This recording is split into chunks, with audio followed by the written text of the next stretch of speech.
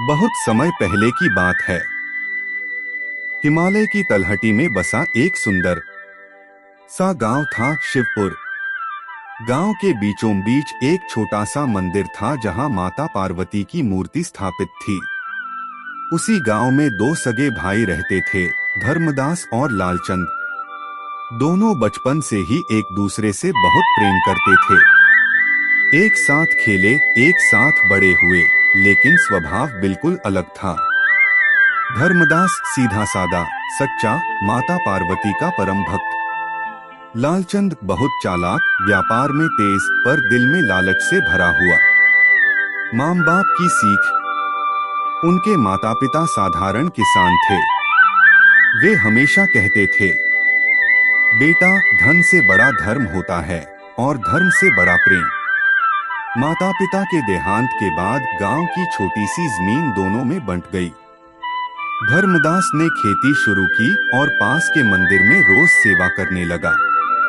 लालचंद ने उसी जमीन के हिस्से से शहर जाकर व्यापार शुरू किया।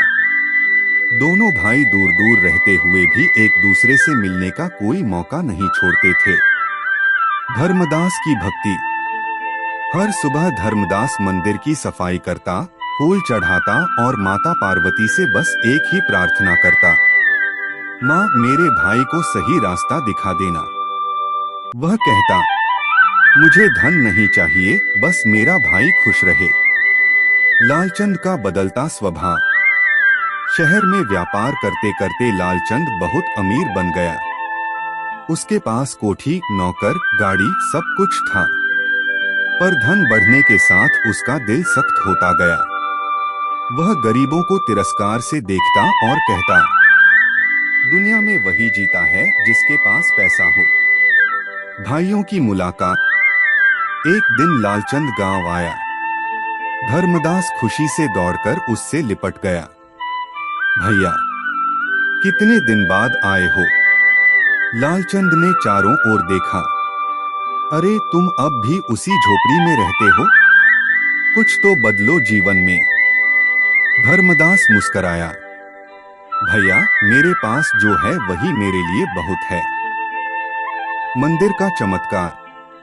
रात को गांव में भयंकर तूफान आया। मंदिर की छत टूट गई। धर्मदास पूरी रात बारिश में खड़ा रहकर मूर्ति को ढकता रहा। सुबह जब लालचंद मंदिर पहुंचा तो देखा, उसका भाई भीगा हुआ कांप रहा था। पागल हो क्या? जान भी जा सकती थी।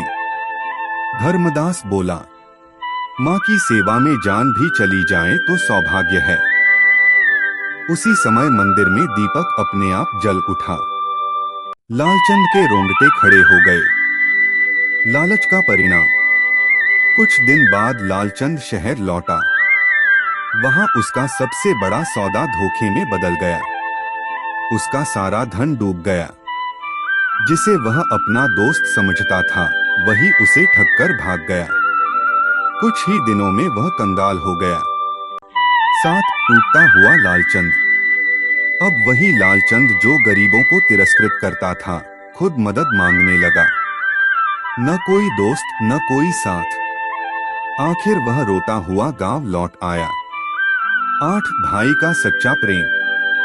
धर्मदास ने उसे देखते ही सीने से लगा लिया। भैया, रो मत। जो खो गया उसे भूल जाओ। लालचंद फूट फूट कर रोने लगा। मैंने सबको ठुकराया, आज मेरे पास कुछ नहीं। धर्मदास बोला, तुम्हारे पास मैं हूँ। नौ माता पार्वती की कृपा। उस रात दोनों मंदिर गए। लालचंद पहली बार सच्चे मन से बोला, माँ, मुझे माफ कर दो। अचानक मंदिर में मीठी सुगंध फैल गई और मूर्ति के चेहरे पर दिव्य मुस्कान दिखाई दी। धर्मदास समझ गया, माँ ने क्षमा कर दिया। 10 बदला हुआ जीवन। कुछ महीनों में लालचंद का स्वभाव बदल गया। उसने धर्मदास के साथ मिलकर छोटा सा काम शुरू किया। अब वह मुनाफे से ज्यादा लोगों की मदद में खुश रहने लगा। 11 कहानी की सीख। गांव वाले कहते, जहां भक्ति और प्रेम हो, वहां माता स्वयं निवास करती हैं। दोनों भाई फिर से सुखी हो गए।